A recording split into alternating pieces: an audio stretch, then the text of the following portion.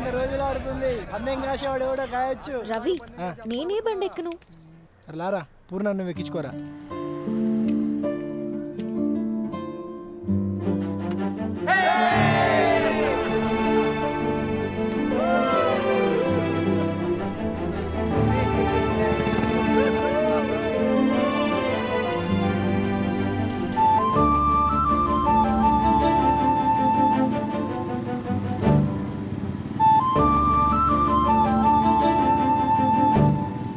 తమ్ముడు, మానాడు పేరు బ్రహ్మం, వైశ్యుల కుర్రాడు, మాచవరంలో ఉంటాడు.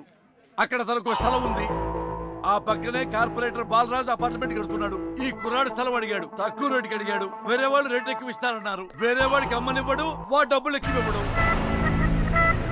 అయిపోయాడు నా కొడుకు బాలరాజు గారు.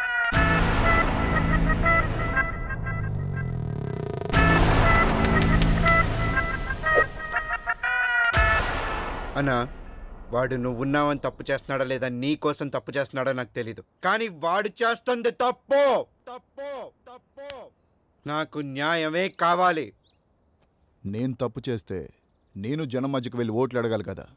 నాకు న్యాయమే కావాలి తమ్ముడు.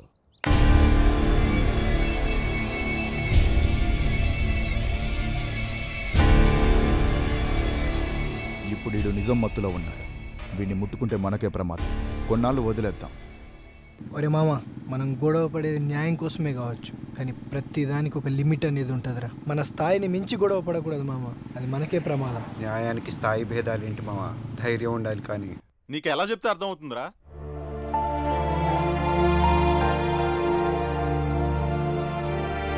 మా వాడిని నువ్వే కాపాడాలి తండ్రి.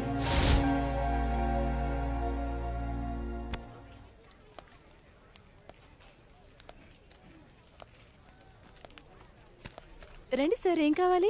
కేజీ ఎంతమ్మా? తీసుకోండి సార్, ఎన్ని కావాలి? మొత్తం కావాలి, మొత్తం కావాలి. కొన్ని నమ్మి కొన్ని నమ్మకపోతే దాన్ని వ్యాపారం అనరు. కొత్త కదరా, నేర్చుకుంటుందిలే. నేర్చుకోకపోతే మనం నేర్పిద్దాంరా. ఫీజు కూడా అక్కర్లేదు, ఫీజు మేమే ఇస్తాం. అసలు నీ ప్రాబ్లం ఏంటి? అసలు ఏంటి నీ ప్రాబ్లం? ఇప్పుడు గారు మంతో తిరిగా ఒక్కొక్కదానికి ఒక్కొక్క రోజే, కానీ నీకోసం 6 నెలలు 6 నెలలు తిరుగుతానే ఉన్నా. నాకేం తప్పు? ఇదిగో డబ్బుంది, 6 అడుగుల హైట్ ఉంది. ఇంకేం కావాలి నీకు? ఇదిగో క్యాష్ అంతా నీకు. బ్లాంక్ చెక్ నీకు ఎంత కావాలంత రాసుకో. నీ ఇంకొక 10 నిమిషాలు టైం ఇస్తాను. 10 నిమిషాలు. ఒప్పుకోకపోతే ఎత్తుకెళ్తా.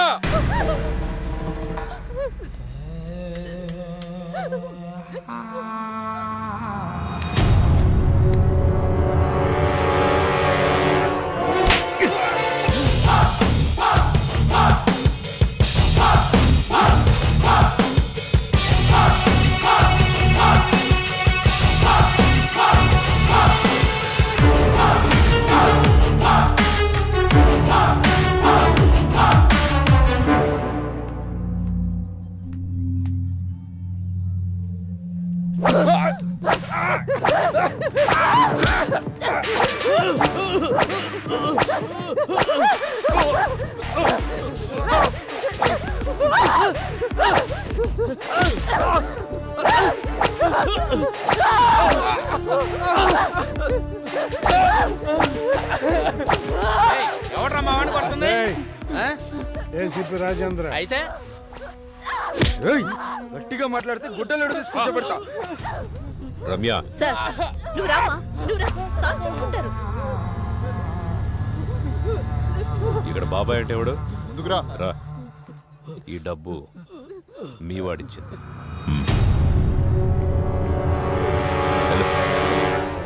రామ్మా.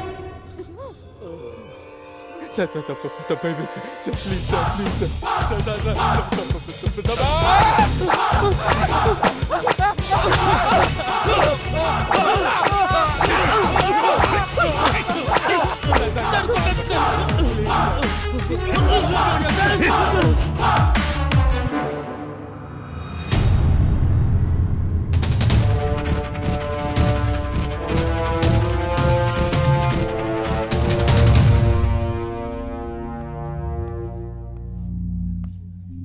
పవన్ కుమార్ అలియాస్ లారా అవునా? వెళ్ళి అక్కడ కూర్చో. నమస్తేనా. నమస్తే తమ్ముడు. దా తమ్ముడు, ఇది చాలా మామూలు. కొత్తగా వచ్చిన ప్రతి ఒక్కరూ ఇలానే పిలుస్తారు, వార్నింగ్ ఇస్తారు, మనం విని వెళ్ళిపోతాం. సైరన్ రమేష్ అవునా? అటెలు. నమస్తే సైరన్. సైరన్ అని సిటీలో పెద్ద రౌడీ షీటర్. ఈ సిటీలో ఎక్కడ ఏం జరిగినా సరే పంచాయతీకి మనోడి దగ్గర రావాల్సిందే, మనోడు సెటిల్ చేయాల్సిందే. అల్లా యేసు ఓం నమ శివాయ. వీరదాసు రాసుకో. అందరూ ఇక్కడే ఉన్నారు, నాకు తెలుసు మీరు వస్తారని. నమస్తే సార్. సార్, మీరు మీటింగులు పెట్టాల్సిన పనే లేదు. ఏసీపీ గారి సిన్సియారిటీ మొత్తం తెలిసిపోయింది. ఏసీపీ గారు ఇక్కడే ఉండాలని దేవుణ్ణి మొక్కొని వస్తున్నాను. తీసుకోండి సార్. ఏంటయ్యా, ఏ రౌడీ అయినా సిన్సియర్ పోలీస్ ఆఫీసర్ ట్రాన్స్ఫర్ అవ్వాలని కోరుకుంటారు. నువ్వేంటి ఇక్కడే ఉండాలని కోరుకుంటున్నావు? సార్, నేను మొదట్లో అలాగే అనుకున్నా. పోలీసులు మనోళ్ళు అయితే కేసులు తీసేస్తారు, కానీ కక్షలో ఇక్కడ దాకా చాగుతాయి. రాసుంటే బతుకుతాం, లేకపోతే పోతాం. అందుకే ఏసీపీ గారు ఇక్కడే ఉండాలని దేవుణ్ణి మొక్కున్నాను సార్. మణికంఠ అవునా? లోపలికి వెళ్ళండి. నమస్తే అన్న. నిన్ను కూడా పిలిచారా? కూర్చోండి. నమస్తే అన్న. మణి అని ఓల్డ్ రౌడీ షీటర్. ఒకప్పుడు పెద్ద ముదురు, ఇప్పుడు సాధువులా మారిపోయాడు.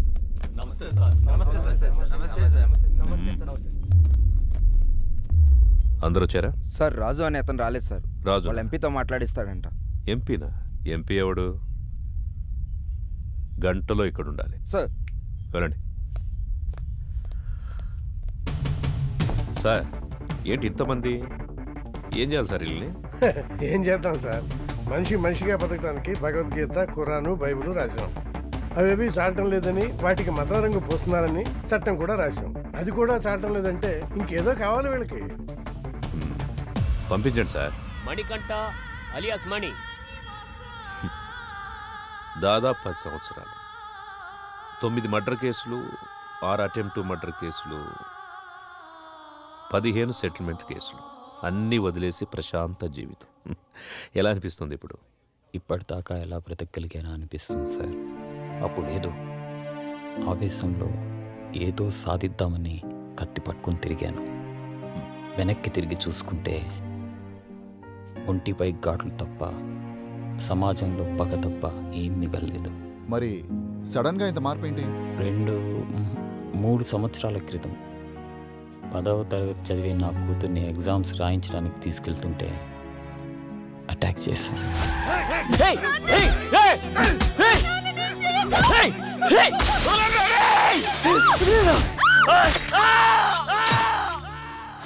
భయం వేసింది. హాస్పిటల్లో చేరాం. వాళ్ళు ఎందుకు పొడిచారు నాన్న? నా కూతురు అడిగింది. దానికి నా దగ్గర సమాధానం లేదు. మొత్తం 29 కేసులు, 25 కేసులు కొట్టేశారు. 2 మర్డర్ కేసులు, 2 అటెంప్ట్ మర్డర్ కేసులు ఇంకా పెండింగ్లో ఉన్నాయి. అన్ని కేసులు ఎలా సాల్వ్ చేసుకోగలిగారు? ఎమ్మెల్యే గారే దగ్గరుండి అందరినీ పిలిపించారు. కొంతమందికి నష్టపరిహారంగా డబ్బులు ఇచ్చాను. ప్రాణాలైతే ఇవ్వలేను. కొంతమంది కాళ్ళు పట్టుకోమన్నారు.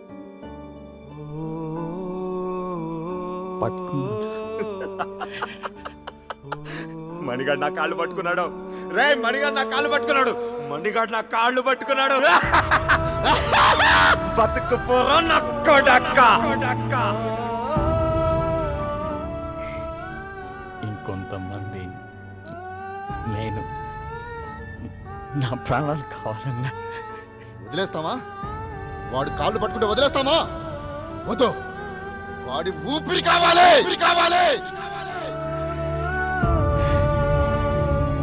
నా ప్రాణాల కోసం వాళ్ళ క్షమభిక్ష కోసం నేను ఎదురు చూస్తున్నాను సార్. జనాల్ని ఇంత భయపెట్టారు కదా, జనం ఎలా నమ్ముతారు ఇప్పుడు మిమ్మల్ని? ఒక మనిషే నమ్మలేని ఈ రోజుల్లో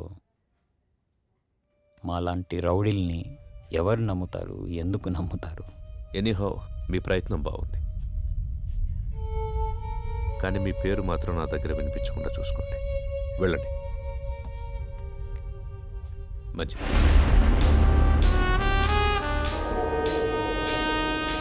వీడు చూపేంట్రా ఇంత తేడాగా ఉంది. చూడు ట్రాక్ రికార్డ్ ఎట్టు విందో. 6 మర్డర్లు, 8 కిడ్నాపులు, 4 అటెంప్ట్ మర్డర్లు, గత 4 సంవత్సరాల నుంచి దాదాపుగా 20 సెటిల్మెంట్ కేసులు. ట్రాక్ రికార్డ్ బాగానే మెయింటైన్ చేస్తున్నావు. ఎన్ని కోట్లు సంపాదించావేంటి? బాగానే సంపాదించాడు. బయటికి వెళ్తే ఎవడు చంపుతాడోనని 24 గంటలు ఇంట్లోనే దాక్కునేంత భయాన్ని సంపాదించాడు. నాకు బతకడానికి గవర్నమెంట్ జీతం ఇస్తుంది. నీలాంటి వాడిని చంపడానికి గన్స్ ఇస్తుంది. నీకేది కావాలో నేనేది వాడాలో నువ్వే డిసైడ్ చేసుకో. అర్థమైందా? పో. చెప్పింది అర్థమైందిగా. లారా ఇంటర్ స్టేట్ సెకండ్. ఇప్పుడిప్పుడే సెటిల్మెంట్లకు అలవాటు పెడుతున్నావు, అవునా? సెటిల్మెంట్ అంటే ఒకడిని సమస్య నుంచి బయటపడేసి బతుకుదారి చూపించడం. మరి నువ్వేంట్రా వాడెవడికో బతుకుదారి చూపిస్తూ నువ్వు చావుదారి వెతుకుంటున్నావు. మరి నీ సెటిల్మెంట్ ఎవడు చేస్తాడరా? సార్ రాజు సార్. ఎంపీ ఎవడరా? ఎంపీ ఎవడో? సార్ అది కాదు సార్. ఎంపీ గురించి అడిగితే ఎంపీ గురించి మాత్రమే చెప్పు. వీని లాస్ట్కి తీసుకురండి. సార్ పదా. ఇప్పుడు నీకు నేనేం చెప్పినా అర్థం కాదు. నీకు అర్థమయ్యే టైంకి నువ్వు ఏ పరిస్థితిలో ఉంటావో కూడా నాకు తెలుసు. పొరపాట్లు చేయడం తప్పు కాదు, దాన్ని అలవాటు చేసుకోవడమే నేరం. నీకు 4 నెలలు టైం ఇస్తున్నా. ఇదే రిపీట్ చేసేవనుకో 4 నిమిషాలు కూడా టైం ఇవ్వను. అర్థమైందా?